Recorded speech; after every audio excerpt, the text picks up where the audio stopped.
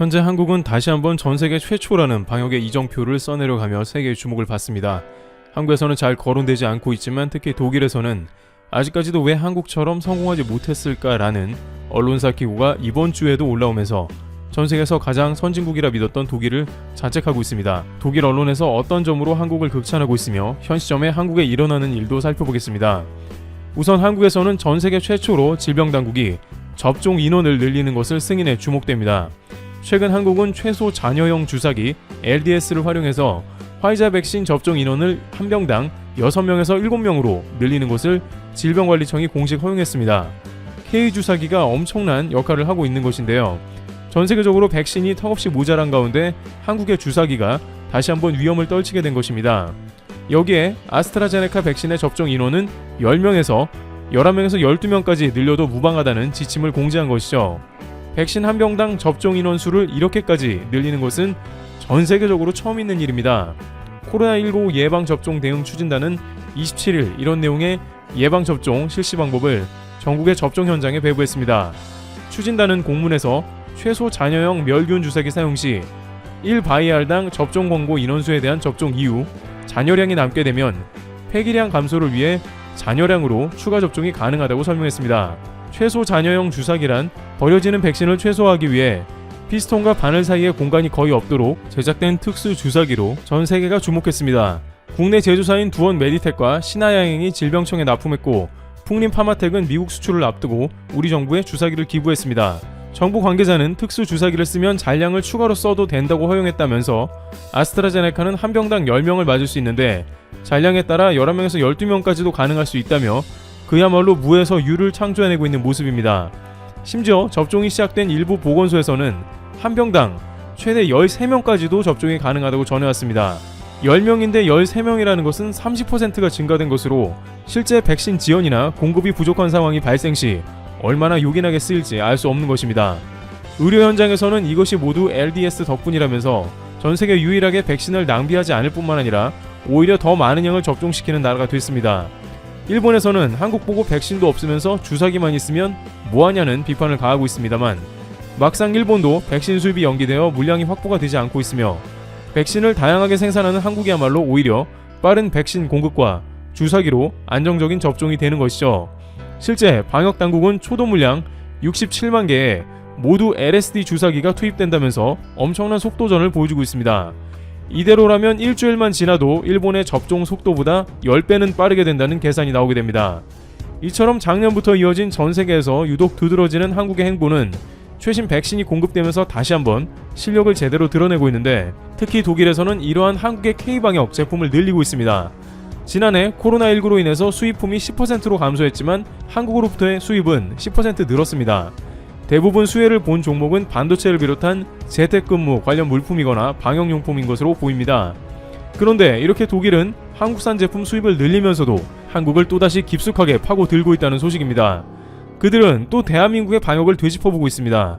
지금까지 유럽에서 방역을 가장 잘하고 있다지만 실제 한국과 독일의 확진자 숫자는 비교할 수 없을 정도로 한국이 압도적으로 낮은 상황입니다. 한국에서는 잘 모르지만 독일을 비롯해 유럽은 한국보다 훨씬 봉쇄 조치를 심하게 들어갔습니다.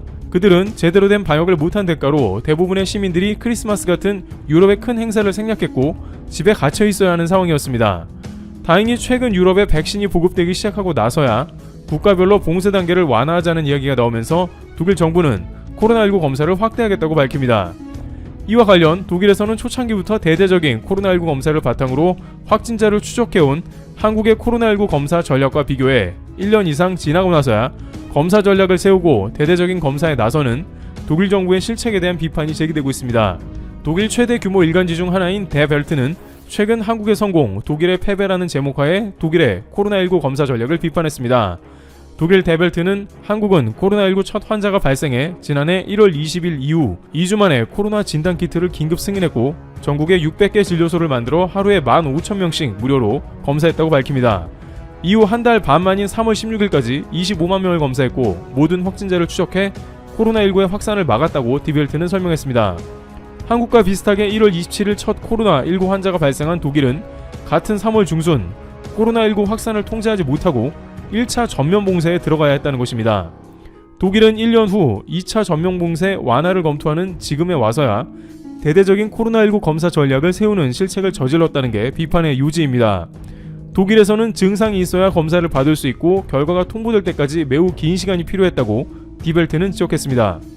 서울에서 3년째 거주 중인 크리스티안 탁스 프리드리히 나우만 재단 한국 사무소장은 디벨트에 지난 1년간 독일에서 일어나는 일을 보면 너무 실망스럽고 때로 당황스럽다면서 한국은 항상 매우 빠르게 새로운 상황 전개와 모든 확진 사례에 즉각적으로 대응했고 필요한 대응 조처에 관한 소통은 투명했다고 평가했습니다. 그는 그러면서 한국에서는 정부도 야당도 코로나19 사태를 이용해 명성을 얻으려 하지 않는다. 이는 정치적인 사안이 아니라 과학의 영역이고 방역당국은 존경받으며 원칙을 정한다고 말하기도 했습니다. 한국은 또 디지털화와 빠른 속도를 기반으로 인터넷을 활용하고 확진자를 추적해 확산을 막았다고 탁스 소장은 설명했습니다. 이 과정에서 한국 정부는 데이터 보호를 크게 완화했고 주변에 확진자와 동선이 겹치면 핸드폰으로 통보를 받는다는 설명입니다. 탁스 소장은 이로 인해 시민의 자유가 제약되는 문제와 관련해서는 결론적으로 보면 저울질해야 할 문제라면서 시민의 자유권은 전면 봉쇄로 더는 정상적인 삶을 살 수 없는 경우에도 극도로 제약받게 된다고 말하기도 했습니다. 독일의 현실인 것입니다. 탁스 소장은 한국에서는 책임감에 대한 시각이 다르다 하면서 독일에서는 자유와 책임이 안타깝게도 자주 자유와 이기주의와 혼동되는 것 같다. 개인주의와 이기주의가 뒤죽박죽 됐다고 꼬집었습니다. 한국 정부는 지난해 12월 14일부터 코로나19 확산 속도를 따라잡기 위해 수도권의 임시 선별 진료소에서 의심 증상 없이도 누구나 무료로 코로나19 진단검사를 받을 수 있도록 한 바 있습니다. 그러나 정작 이런 서비스를 제공하고 결과를 하루 만에 받아보는 나라는 거의 없다는 상황인 것입니다. 일본의 경우에는 PCR 검사를 받기가 너무 어려워 사설 검사소를 찾는 발걸음으로 이어지기도 했습니다. 하지만 그 결과는 지난 1월 하루 10,000명에 가까운 확진자가 폭발하면서 장기간 긴급사태를 선언하기에 이른 것이죠. 한국의 선제적인 대응이 얼마나 중요했는지 주요 선진국들의 봉쇄 상황을 보면 알 수 있습니다. 호주와 뉴질랜드의 경우에도 한국과 같은 전면적인 통제와 검사가 매우 어렵고 그렇다고 동선 추적은 개인정보 보호 문제가 불거지기 때문에 아예 도시 전체를 계속해서 통제하는 방법을 써왔던 것으로 전해집니다.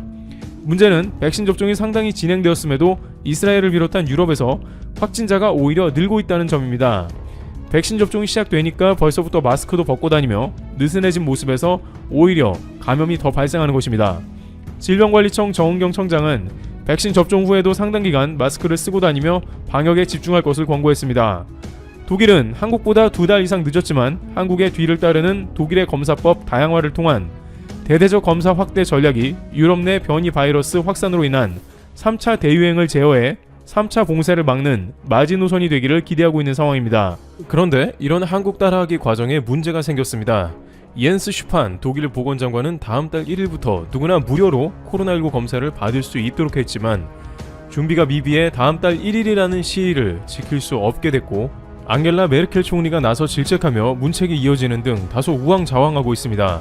메르켈 총리는 현재 방역은 물론이고 일부에서 아스트라제네카 백신도 회피하는 움직임이 보인다며 유럽은 백신을 가릴 때가 아니며 아스트라제네카 백신도 안전하다면서 방역에 만전을 가해주기를 바랐습니다. 독일은 여전히 한국의 모델을 추종하는 모습입니다. 트래블튜브 여기서 마치겠습니다. 감사합니다.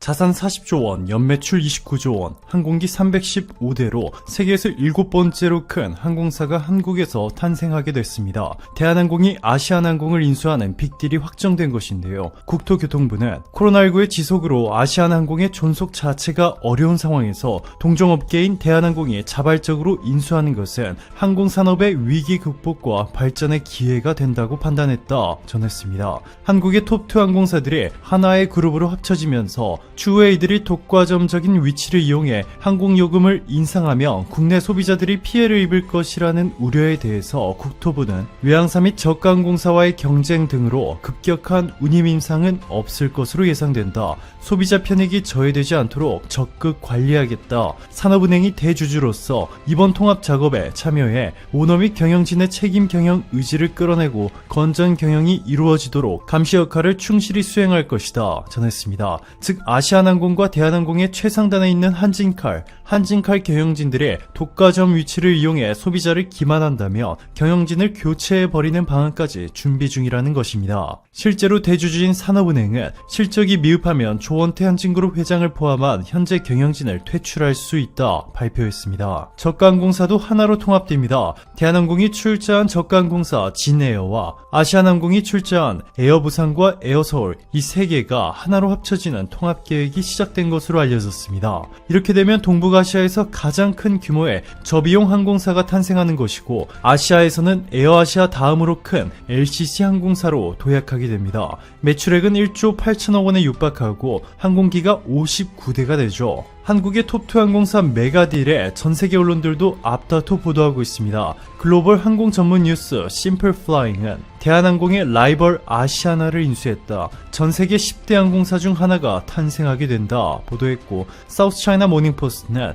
대한항공이 아시아나를 1조 8천억 원에 인수하기로 확정했다. 한국의 두 대형 항공사의 결합은 코로나 바이러스 대유행 기간 동안 전세계 항공사들이 낮은 수요로 어려움을 겪고 있는 가운데 이루어졌다 라며 한진그룹 측의 발언을 인용해, 일반적으로 인구 1억 명 미만의 국가에는 풀서비스 항공사가 한 곳만 있다. 독일, 프랑스, 싱가포르 등은 모두 하나의 풀서비스 항공사만이 존재한다. 그러나 한국은 두 개의 풀서비스 항공사가 있다. 대한항공과 아시아나. 이번 아시아나 인수가 완료되면 글로벌 시장에서 경쟁력을 높일 것이다 전했습니다. 하지만 논란도 많습니다. 대한항공을 보유한 한진그룹 오너 일가의 주요 혐의를 보시면, 조양호 전 한진그룹 회장은 270억 원 규모의 횡령 배임, 610억 원 규모의 상속세 포탈, 건강보험공단에서 1522억 원 상당 부정지급, 약사법 위반, 조세 포탈 의혹, 그리고 조양호의 아내 이명희 씨는 운전기사, 가정부, 직원 등 상습 폭행, 외국인 가사 도우미 불법 고용,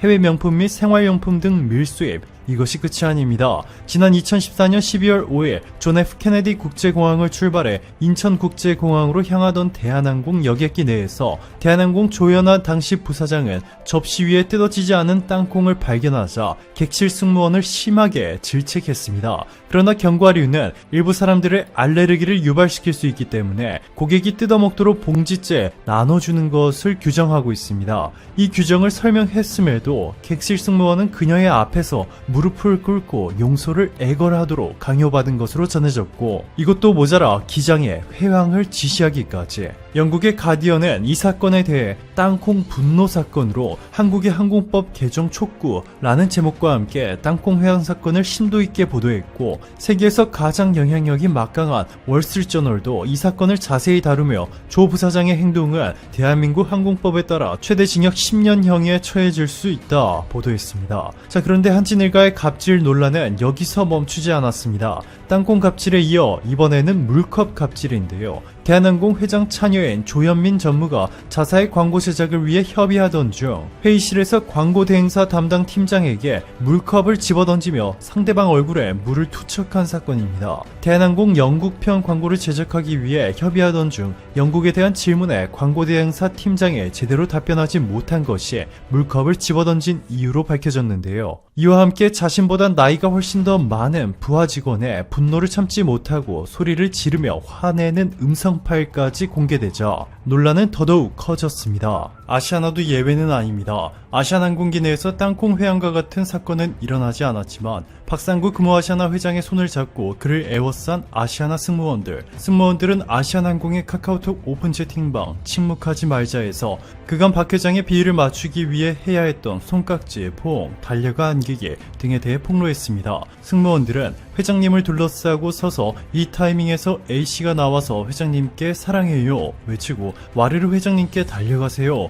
교육원에서 그랬었다. 양손깍지 낄 사람 정하고 울 사람 정하고 헤어지기 전에 붙잡기 연습 및 사진 찍자고 조르기 연습, 모든 기수 승무원들이 저렇게 수료한다 전했습니다. 이뿐만이 아니라 아시아나항공의 중국 노선 담당자 A씨는 대형 여행사 6곳의 중국 패키지 여행 담당자에게 경쟁사의 중국 난징 스터디 투어에 참석하면 아시아나항공 고객사 탈퇴로 간주하고 향후 영업 부진을 특가와 별도 맞춤형 프로모션 지원이 불가능하다라는 이메일을 보낸 것이 밝혀졌고, 됐고 기내식 대란까지 겹치면서 갑질 논란이 커졌습니다. 때문에 이 두 회사가 하나로 합쳐질 경우 여행사 및 협력사들의 얼마나 더 심각한 갑질을 할지 우려하는 시선도 만만치 않은 상황입니다. 그럼에도 현재 한국에 대한 전 세계의 관심은 이례적인 수준으로 뜨겁습니다. 단순히 대한항공과 아시아나가 통합돼 세계 7위 초대형 항공사가 탄생하기 때문만이 아니라 세계적인 항공사 서비스 품질 리서치 기관인 영국의 스카이트랙스는